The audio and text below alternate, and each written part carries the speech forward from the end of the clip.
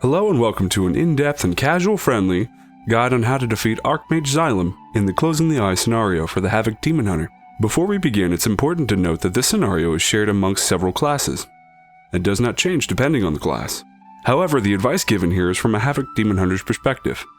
Also, if you'd like to jump to a certain section of this guide, there will be timestamps in the description, allowing you to skip to a desired segment. Let's get started. There are several things you'll need before heading into the scenario itself. They include an understanding of different suggested builds, which I'll go over shortly. Plenty of nether shards for if and when you have multiple attempts. Food and flask buffs, they never hurt. They're not huge, but I wouldn't use them until you start making progress. Drums of Fury. This provides a watered down heroism and is best used for the final phase.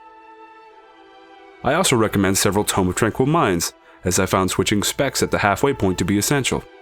While certain legendaries help more than others, I found legendaries with most survivability were amazingly useful. And while we're on the topic of legendaries, I would also recommend setting up 2 different sets of gear in your quick equip wardrobe. One for single target burst, and one for AoE survivability. Finally, a cool head. Archmage Xylem can be very trying, even when you have his pattern down, and it can be easy to get tilted. Just make sure to play it cool and you'll notice progress in no time. Before I go over the talent builds, I'll discuss which legendaries I used that were key to each different build. For Xylem's build, I went with Pride As and Core. I found they both help for survivability purposes. And for the Corrupting Shadows build, I went with Delusions of Grandeur and Sifu's Secret. Unfortunately, I don't have Anger of the Half-Giants yet. Sad face. Now I'll go over the 2 recommended builds for this encounter, and again, these are up to your judgment. So if you feel like they can be improved, use what you feel comfortable with.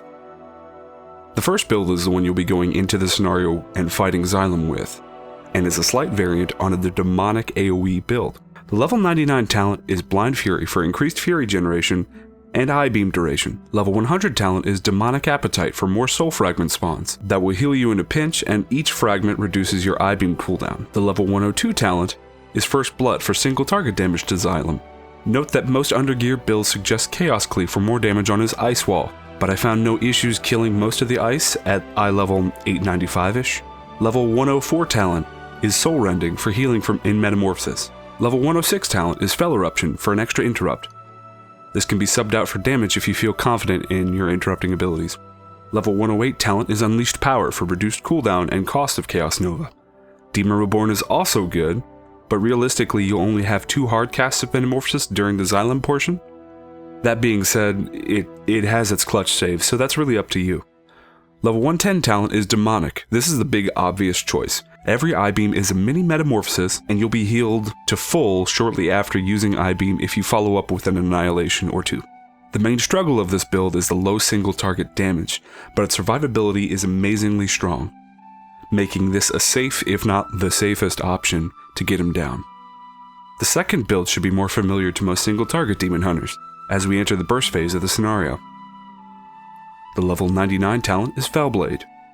The level 100 talent is Demon Blades. The level 102 talent is Bloodlet. The dot really helps destroy the ads and complements Master of the Glaive. Level 104 talent is Soul Rending. Hard to argue with Free Leech. That's my best argument there. Level 106 talent is Nemesis, to be used in conjunction with Chaos Blades for Super Burst. Level 108 talent is Master of the Glaive. This is absolutely a must, I feel. It snares and slows the ads in the final phase. If they reach the boss, they will heal him a tremendous amount, usually resulting in a wipe. The level 110 talent is Chaos Blades. I recommend macroing Nemesis and Chaos Blades together, coupled with any 2-minute CD burst trinkets you might have. On to the combat itself. Starting the encounter, Xylem is in his Frost phase, only casting Frostbolt, a decent source of magic damage. During his Frost phase, it is extremely helpful to bring him closest to the center of the room as possible. This will help when he teleports away for the Ice Ring, and also when transitioning into his Arcane phase. It's best to use Consume Magic whenever it's up to help kite him where you want. When he teleports away and uses his Ice Ring, you have several options. If Eye Beam isn't off cooldown and you don't have any Fury of the Illidari or Chaos Nova Blade Dance up, you can simply double jump and glide over the ice wall. Take care not to touch the ice as you take severe, often lethal, amounts of damage. Killing the ice with an AoE combo consisting of Eye Beam is ideal, as you'll most likely obtain enough soul fragments to reset the cooldown of your eye beam completely. That's typically my goal, but I try to waste as little time as possible getting back to Xylem to bring him back to the middle as soon as possible. He will cast the Teleport Ice Ring Frost Meteor combo 3 times before transitioning into the next phase. Xylem starts his Arcane phase by preparing Arcane Annihilation, teleporting away, making multiple copies of himself, and begins to channel a cast. You must reach him, and I found that I had to do splash damage to him somehow, usually Fel Rush works, to break him out of this phase. As a Demon Hunter, this is where the iteration differs from other classes. We can Fel Rush straight to Xylem and end his phase early, whereas other classes have to do the fight like it's intended. The intended way is to kill his images and seek a moment's refuge inside the bubble that it leaves before continuing on. However, if you are too far away from Xylem when he starts this ability, you will be slowed after several seconds. If you do not make it to him early, keep the intended strategy in mind. After becoming visible again, he will then spam Arcane Barrage on you. This isn't as easy to interrupt and kite him around like you did in the Frost phase, as he seems to just wait around a second or two and then cast it again without moving. He will also pick up a new permanent ability from this point forward called Shadow Barrage. This is an uninterruptible, unstunnable ability, and by that I mean he will oddly continue to cast it even if he is stunned or interrupted. It's very odd. But this ability should be seen as a respite. It's a good source of damage without having to worry about much. The shadow orbs will spawn and then move in the direction that he is currently facing during the channel. So observe where he's facing and prepare to dance around the orbs. One orb is not fatal, but you will die quickly if comboed, as they do knock you back a great distance. His final unique ability is Draw Power. This should be interrupted as soon as possible, as it is a stacking buff that will increase his damage dealt by 5% per stack. I tend to save my Consume Magic since it's off the global cooldown for this, as you can completely stop him from gaining any stacks if you're quick enough. That being said, I use Fel Eruption, Chaos Nova, Imprison also works, because he's a humanoid, to cycle interrupts on him while I was waiting for Draw Power. After using Arcane Annihilation twice, he will revert back to the Frost phase. The only difference this time is that he retains Shadow Barrage, which we will cast soon after you reach him each teleport. He will not draw power unless he's in the Arcane phase. From there the fight continues until Xylem is at 10% HP. If Xylem is near 10%, try not to use abilities like Metamorphosis or Fel Eruption, as those will affect the final burst of the fight if they are on cooldown by his threshold. Now into the Corrupting Shadow. While the quick RP is going on, it's your small reprieve to switch builds and gear. Note that you can use a Tome of Tranquil Mind while in combat, which sometimes happens when Xylem doesn't trigger his RP right away. Combat drops after a brief second as the real boss is summoned. Switch to the single target burst spec and the appropriate gear set if you made one. Don't pop your cooldowns right away, this is important.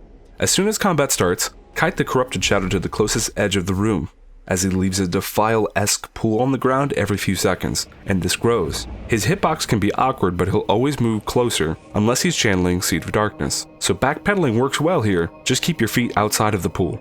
His only real ability is Seed of Darkness. Do not interrupt this ability. The boss can also be stunned, try not to do that here either. This ability spawns 3 Voidwalker adds at your location after 10 seconds. These adds don't attack and will only move towards the boss. I played this mechanic personally super safe. Since the boss doesn't move during this channel, I ran to a comfortable distance away, and when the ad spawned I used all the AoE abilities I had. Spacing out Throw Glaive because that helps snare them. And in my successful attempt, my ads were actually close to reaching the boss for the first time. I went ahead and used all my cooldowns on those ads just to finish them up, and then went on to the boss because you still had a decent amount of uptime. That's when you'd pop your Metamorphosis, and then once they die, you'd switch to the boss, use your Nemesis Chaos Blades, you'd use your Drums of Fury, you would use your Potion of the Old War. That's the entire final phase. His Defile pulls will act as a soften rage mechanic, and you'll only have room for about 3 Seeds of Darkness channels, but otherwise, that's really it. I wish you the best of luck, and as a closing statement, I really enjoyed this challenge that Blizzard made. It kind of reminds me of the Greenfire questline for the Warlocks back in Mists of Pandaria. My only gripe with this is that it required me to switch builds mid-run, and the first portion was extremely slow going, at least it felt to me. Spending 7 minutes on an AoE build fighting Xylem, only to make, get accidentally stomped because I forgot to equip a certain trinket or something by the Corrupting Shadow. And then having to switch back to an AoE build and spend 7 more minutes to try and make progress just felt really demoralizing. So I can understand why anybody would have issues with this. And I'm certainly a casual. I'm no all-star by any means. But I'm still overall really happy with the scenario. Hopefully it helped a few of you out there. If you have any questions or comments, please feel free to leave them in the comments below, especially any tips, as I know everything I did here can be improved, I'm sure. And if you have any information to help anybody else out that's trying to do this, please leave that below. And maybe I'll even add it to the description in the video, so that'd be great. My name's Kenny, and this has been a guide for closing the eye on the Havoc Demon Hunter. Thanks for watching.